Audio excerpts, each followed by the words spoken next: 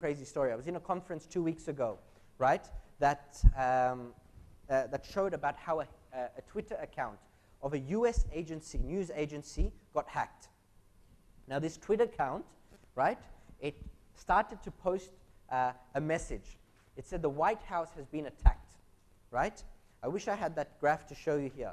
But at that time, when that Twitter post went out, if this was the US dollar currency, it dropped like that, right? Just because of that tweet, right? Now, the reputational damage and financial damage that just one tweet can do is enormous, right? You will all agree, right? So what Mimecast does to protect against that from an impersonation and protect is if your CIO pretends to send your CFO, hey, can you please pay this invoice quickly? I forgot to do it yesterday, and something along those lines, but it's someone's impersonating the CEO, right? What we do is we look at the domain name. Now, can I have a volunteer of someone's domain name? Yes, sir. Yantra. Okay, Yantra. Yantra. Y-A-N-T-R-A. Yantra. Y-A-N? Y-A-N-T-R-A. Yantra. T-R-A. Okay. If I was to take one of those letters, right, maybe a C and an I, right, do you think to the naked eye, people will be able to pick that up? It'd be tough, right? Or people, especially with people that have domains that have the letter L in it, you're most prone to attack. Why? Because they replace it with a capital I, right? So these type of things happen, right? And so we look at the domain name to replace the character difference, right? So if there's any character difference or two character difference, we do those checks. Now the second check we look at the display name. Is there an Ankit that's sending me an email, not from Delphi, but pretending to be from Delphi? So we look at that display name.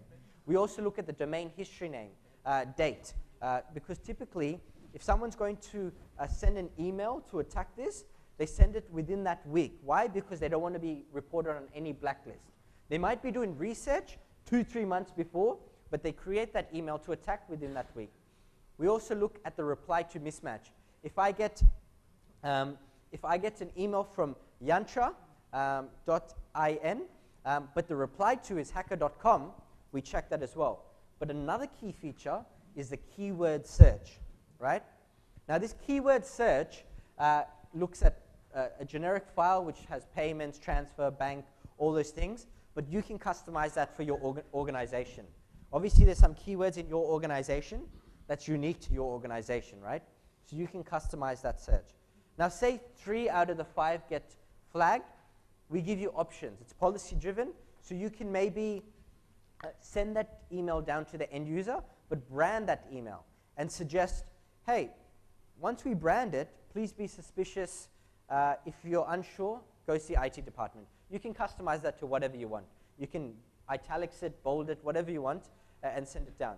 But say 4 out of the 5 checks are triggered, you might want to put it on hold and only let yourselves, CIOs, CTOs, review IT managers to review that data and then release it or hold it or block it. Or say all 5 are triggered, more chances than not, it's impersonation, right? So that's something we do to make sure we protect against impersonation, because we're a market leader from an impersonation protect